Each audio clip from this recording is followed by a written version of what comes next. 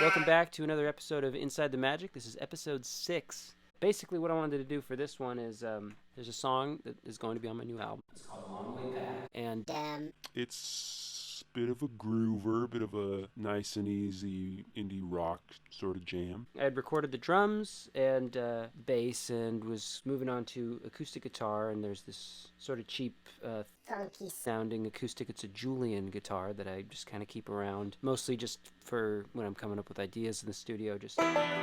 But I decided, it might just be the right sauce for the song. And my buddy Daniel, Shout out to Daniel Newfield, was helping out in the studio. Brought a few pedals, and I brought a few pedals, and we were like, okay, let's try to do something crazy with this acoustic guitar. So we took a 414 mic, very standard, pointed at the 12th fret. This is what it sounds like, just the straight acoustic guitar. And then we also, next to it, pointed a telephone microphone. It's a pretty cool telephone, converted into a microphone. Both speakers pick up. This one is actually the louder of the two, weirdly. 1/4-inch jack. We plugged that into an amp, I think it was a Zobtech, into a Vox cabinet, throwing it through a couple guitar pedals into the Mel 9. This guy, it's a Mellotron tape replay machine, the Mel 9. It's pretty fun from Electro Harmonics, a Mellotron imitator. And it does a pretty good job, but in this case, it's kind of like an atypical way, because Mellotrons are keyboards. So most of the time it's a direct signal, it just sounds like Mellotron, but it's kind of interesting having a mic or something that's more organic sounding running through that pedal. You're going to get strange and kind of fun artifacts. We had it set to the brass setting, and then a reverb pedal that Daniel brought over, which it was an Earthquaker Devices one, but I can't remember what it was, but I'll ask him and put it at the bottom. At any rate, that was cool sounding, and I really liked what happened with it, but as you're going to be able to hear here, it was a little bit noisy, a little too noisy. This is what it sounds like.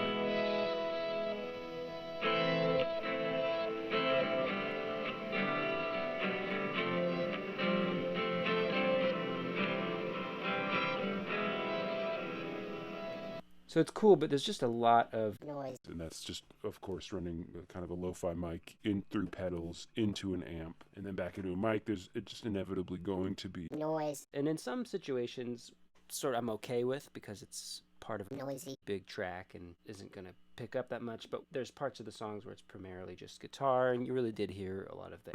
What I ended up doing was running that signal, the 414 mic signal, back out of an output on my Apollo into the Mellotron, then back into a reverb pedal. I believe I used the MXR, a reverb, which is another great reverb. I tried to mimic the settings as much as I could from what we had, and this is what I came up with. Here's just that track.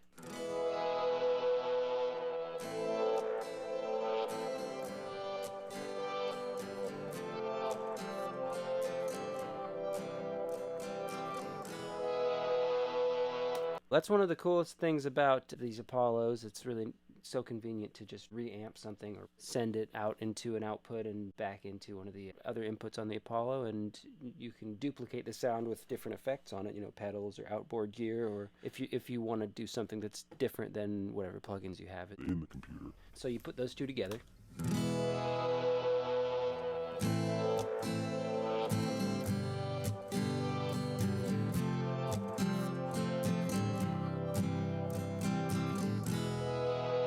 When everything comes in.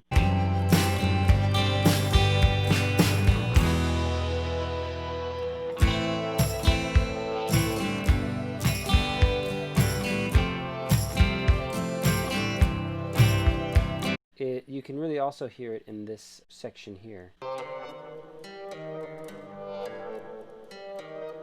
Adds that little sparkle, that little strangeness from the brass setting on this Mel 9.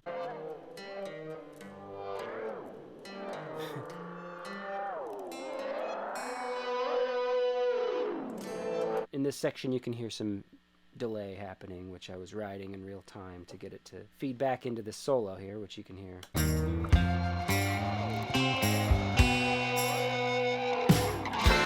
Solo. So it was running into this pedal here, which is a cheap $30, something like that, Behringer vintage delay, the VD400.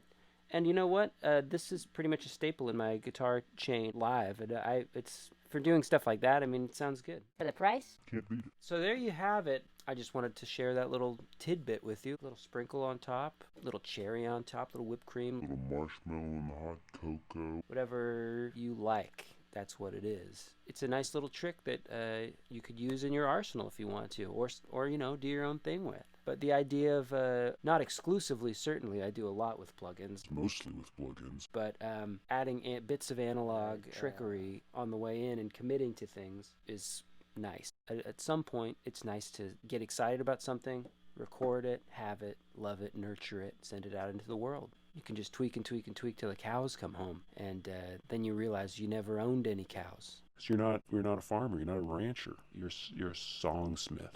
Anyways, this is a short one. Have a great holiday. I'm going to be doing some more of these as soon as I can. I'll probably do another layering video. What are the old songs from the catalog? And there's another couple of ideas that I'm kicking around for these videos, so stay tuned for those as well.